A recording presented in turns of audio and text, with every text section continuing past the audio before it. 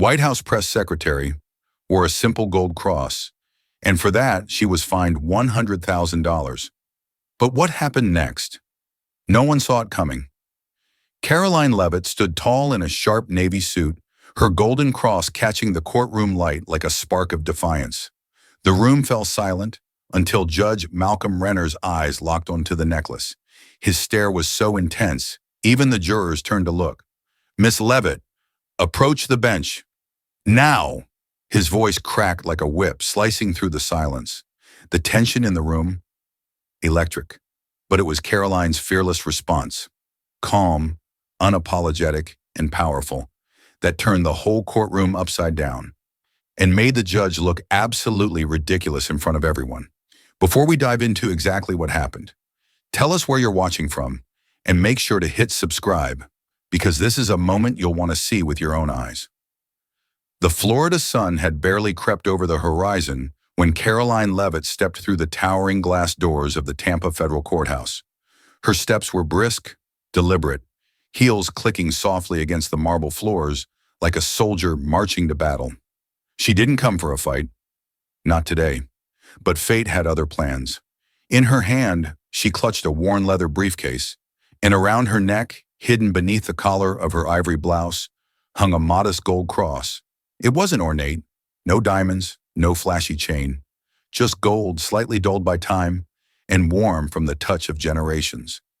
Her grandmother had given it to her the day she passed the bar exam. The woman who had stitched wounds in Normandy as a nurse during World War II, who raised Karoline's mother alone after her husband died in Korea, who taught her that courage didn't have to roar, it just had to stand. And today, Karoline would stand. She was there to represent a group of elderly veterans. 6 men and 2 women, all in their 70s and 80s. They had worked their entire lives, postal workers, machinists, linemen, teachers, nurses, and then, with one signature from a slick-suited executive at Cormex Federal Bank, their pensions vanished into investment vehicles that didn't exist. The case had taken months to build. Karoline had chased every lead, dissected every financial record, and prepared tirelessly for trial. These veterans weren't just clients, they were her cause. Courtroom 42B was already buzzing when she arrived. Reporters lingered near the back. A few family members of the plaintiffs sat in tight rows, nerves visible on their faces. But it was the veterans, proud and weathered, who filled the air with quiet gravity. One wore his old Marine dress jacket, another a navy ball cap stitched with faded gold. Australia, I remember.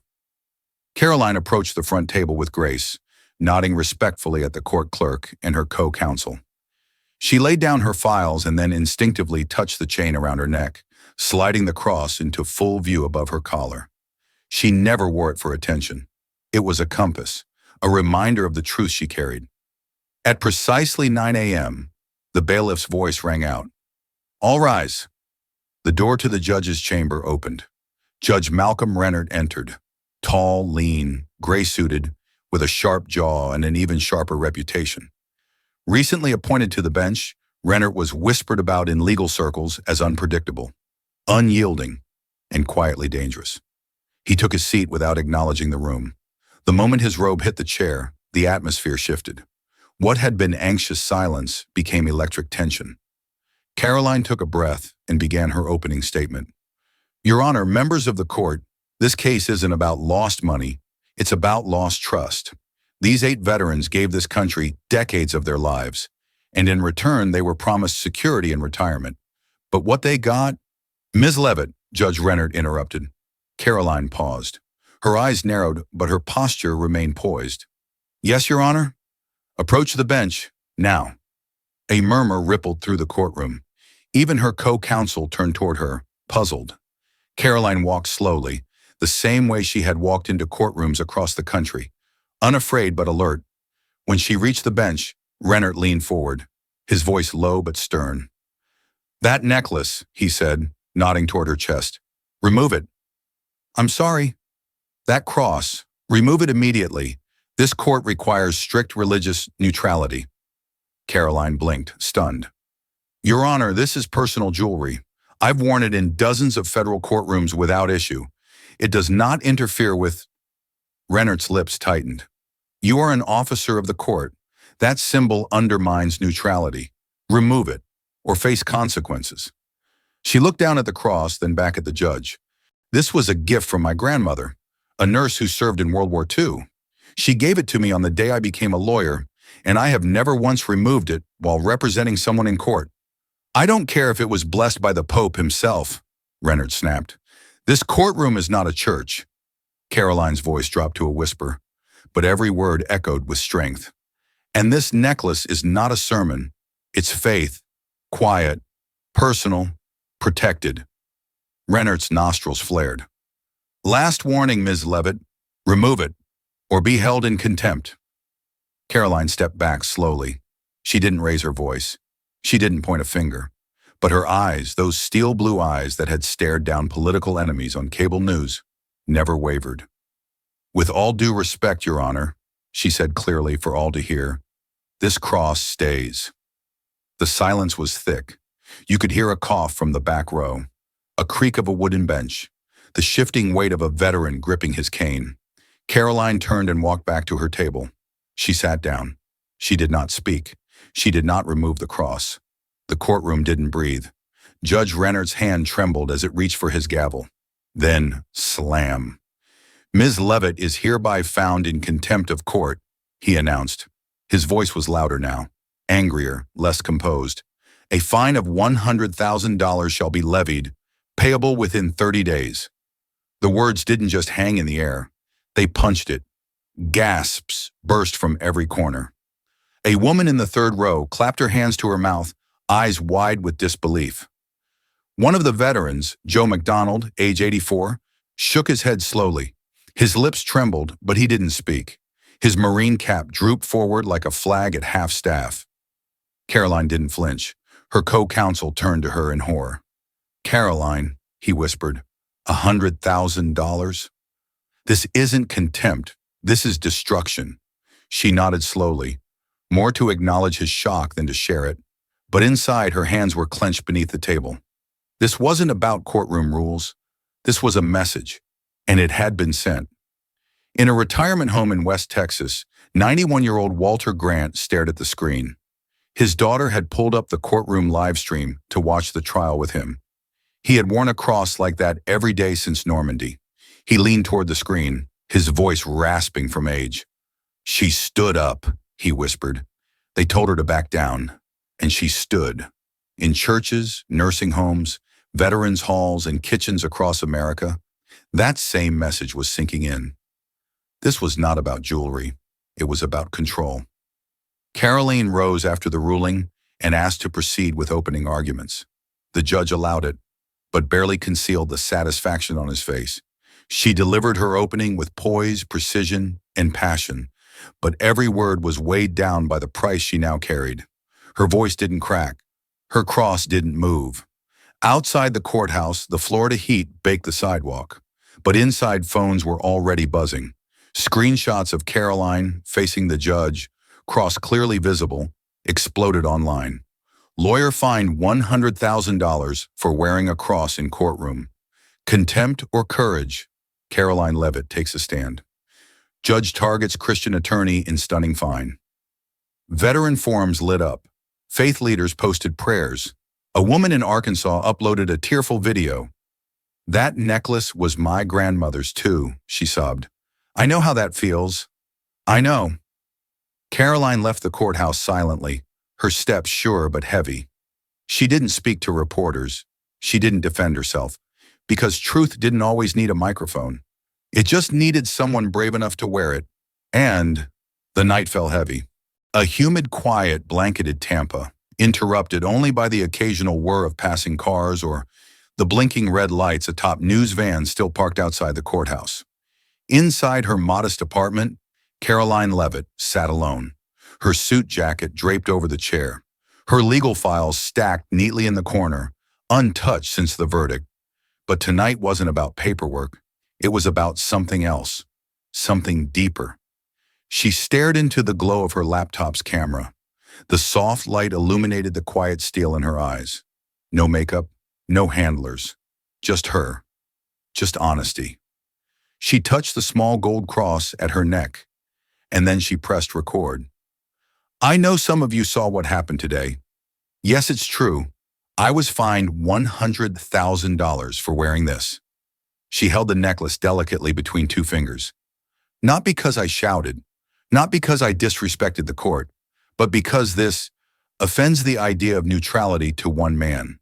Her voice trembled slightly, not from weakness, but from restraint. I didn't wear it to make a statement.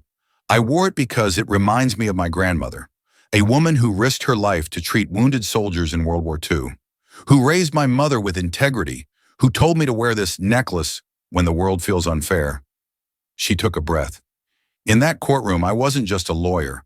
I was a granddaughter, a believer, a citizen, and I stood for those who feel their faith has no place in the halls of power. A pause. Well, I'm here to say that our faith matters.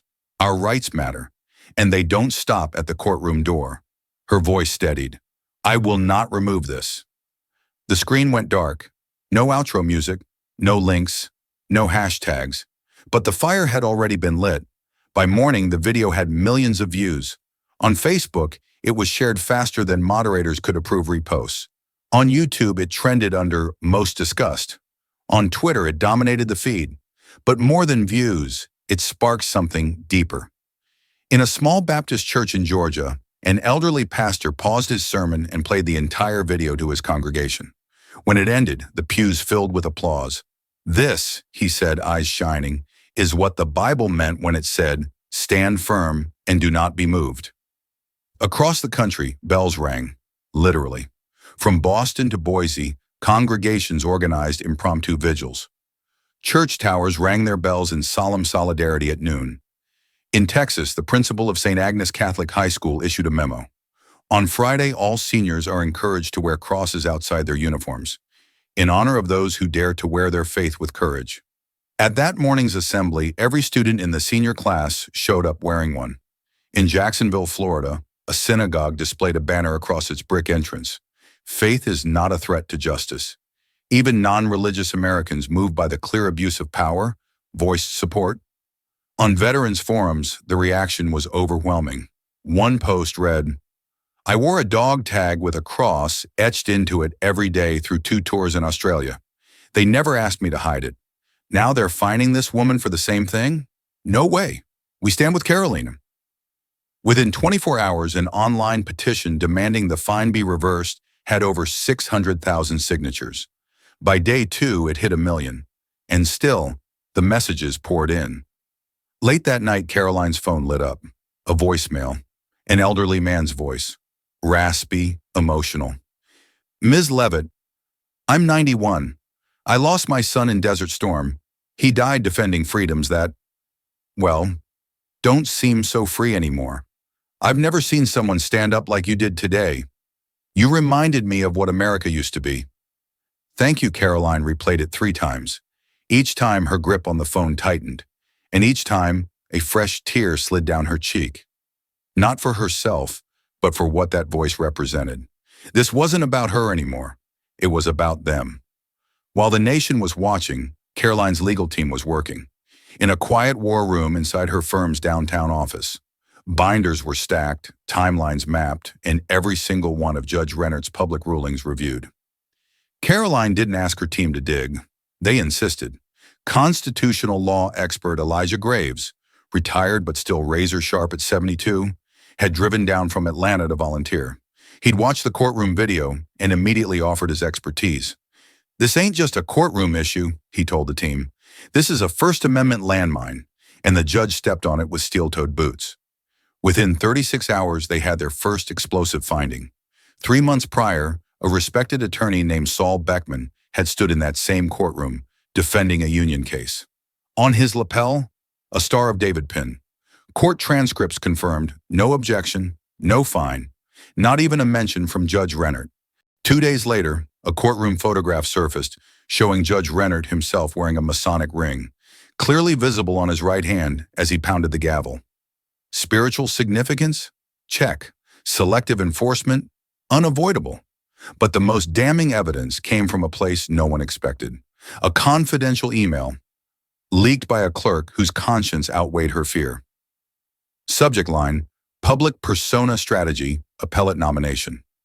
In the thread, a political consultant advised Rennert to demonstrate decisive authority and project neutrality strength in upcoming high-profile cases, suggesting it could shore up committee support for his federal appellate bid. Identify a subtle but symbolic issue and assert strict courtroom neutrality. Project order, earn headlines. And Judge Rennert had delivered. He'd picked a woman wearing a cross. Karoline's team filed an immediate motion to vacate the contempt ruling, and then, with the world already watching, Karoline recorded another video. This time, 3 minutes. Quiet, focused. Just her laptop camera, and a simple title.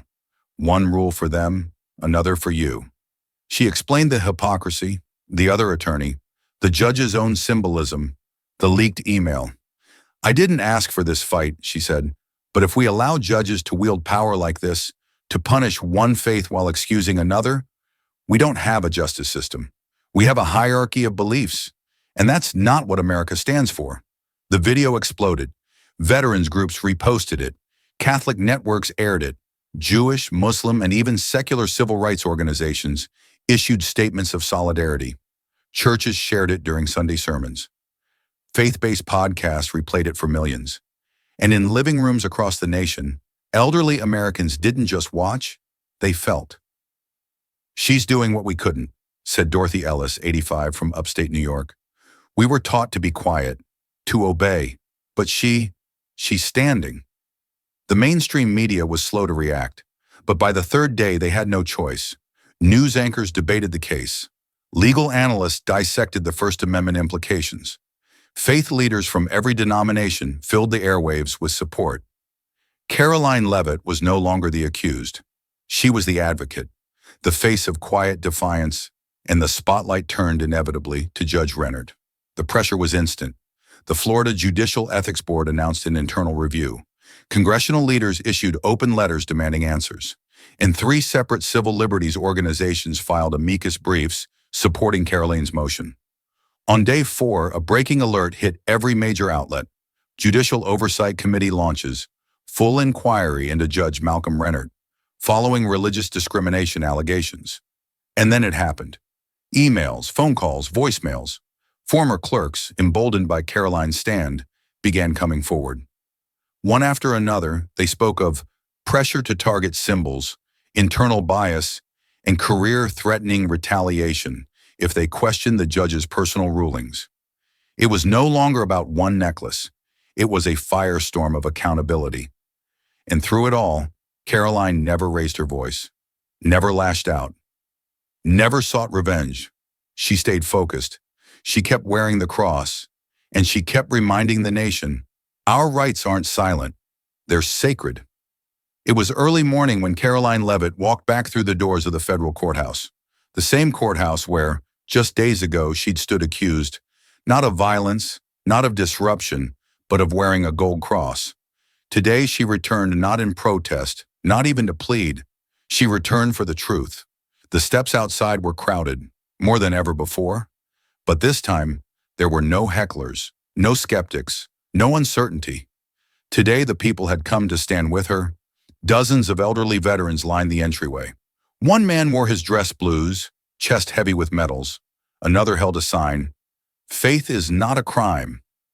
Near the railing stood a tiny woman with stooped shoulders, gripping a handmade cardboard poster that simply read, "Karoline equals courage." There were rabbis, priests, and pastors standing side by side. Church choirs had come. Even law students, some in their first semester, arrived dressed in formal attire with small crosses, stars of David, or headscarves, visible and proud. As Karoline walked past them, some clapped, others bowed their heads, and still others whispered, "Thank you." Inside, courtroom 42B was packed wall to wall. Reporters jammed into the rear, cameras already rolling. Members of Karoline's legal team sat lined in the front row, alongside the elderly plaintiffs she had represented. Even Judge Rennert looked different, his shoulders slightly hunched, his eyes weary. The gavel sat in front of him untouched, as if even he understood it no longer held the same weight. He cleared his throat. This court has reviewed the motion filed by Ms. Levitt's legal counsel, as well as the evidence presented, the circumstances of the courtroom interaction, and the broader constitutional implications. A pause. Even the air seemed to hold its breath. It is the ruling of this court that the contempt citation and accompanying fine of $100,000 previously imposed upon Ms. Levitt are hereby vacated in full. Another pause. The court recognizes that the actions taken were inconsistent with the constitutional protections of religious expression afforded by the First Amendment of the United States Constitution. He glanced up briefly, meeting Karoline's eyes for a fraction of a second. Karoline didn't smile. She didn't smirk. She simply gave a respectful nod. The gavel finally dropped. This court is adjourned. But outside, history was just beginning. As Karoline stepped through the courthouse doors, a sea of flashbulbs lit up. The crowd roared, not with frenzy, but with purpose. It was the sound of validation, of long-held faiths made visible again, of hearts vindicated. Karoline stood behind the podium. The cross still hung plainly at her neck, golden and gleaming in the Florida sun. She looked out at the faces before her, elderly men and women, young students, mothers, veterans, preachers.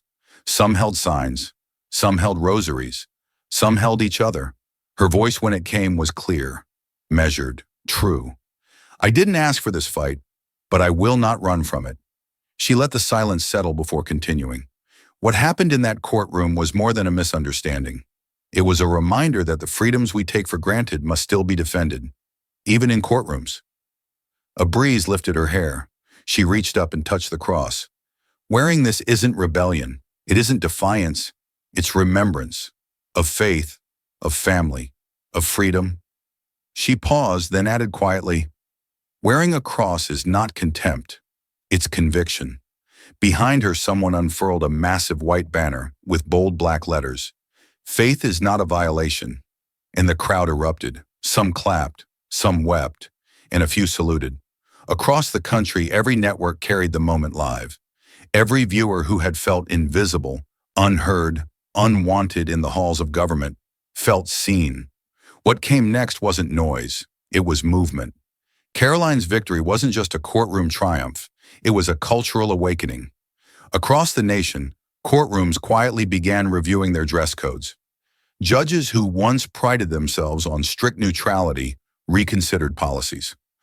Law schools added updated training on First Amendment protections, not just in theory, but in practice. The American Bar Association announced a task force on religious expression and legal ethics, citing Karoline's case as the defining example of 21st century courtroom overreach. Her case began appearing in law school lectures. Students discussed it in debates. Professors updated their syllabi. Young lawyers whispered it to each other in bar exam prep rooms. If she could do that, so can we. Karoline, for her part, returned to the veterans case and finished what she started. She won it. The plaintiffs, those 8 elderly men and women who had been robbed of their retirement, received full restitution. Tears streamed down their faces when the verdict was read. One of them, 82-year-old Ed Marshall, walked over to Karoline with a trembling hand and placed his old Army dog tags in her palm. "You earned these," he said, "not for fighting overseas, but for fighting here." The letters didn't stop. Karoline began receiving hundreds a day, then thousands. Some were typed. Most were handwritten. Many arrived with keepsakes, pressed flowers, faded photographs, old newspaper clippings, military medals, prayer cards. A 94-year-old widow from Tennessee wrote, "You gave my generation something we've longed for. Hope that dignity still matters in America." A Muslim law student from Minnesota said, "Thank you for standing, for all of us. You prove that our freedoms are shared, and when one of us is silenced, all of us must speak." And then from a Jewish grandmother in New Jersey, "My synagogue prayed for you. My grandchildren saw you on TV. You made them believe that this country still protects people like us." Karoline was invited to speak at Liberty University, then at Notre Dame, then at the National Prayer Breakfast in Washington, D.C. At each appearance, she wore the same gold cross, and in each speech, she reminded audiences, this isn't about being Christian, it's about being free. At the National Prayer Breakfast, the moment that moved the room to tears wasn't a policy point. It wasn't a political jab. It was when Karoline reached into her blazer, lifted the cross slightly with her fingers, and said, "This was my grandmother's. She gave it to me not to make headlines, but to make choices. I chose to wear it when it mattered most, and I will never stop choosing courage over convenience." In the months that followed, ripple effects continued. Faith-based law student groups doubled in size. Interfaith coalitions organized national campaigns to support religious expression in the workplace and legal institutions. And Karoline? She didn't go to Congress. She didn't chase office. She became something rarer, a symbol, not of party, not of protest, but of principled defiance when silence was easier. And in church pews, VFW halls, front porches, and retirement homes across the country, people watched her story again and again. Not because it shocked them, but because it reminded them of what they had fought for, of what they had prayed for, of what they had nearly given up on. An 88-year-old Marine veteran from Alabama mailed Karoline a hand-carved plaque.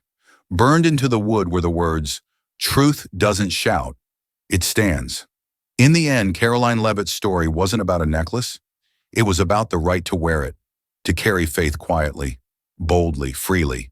And in doing so, she didn't just win a case. She awakened a country,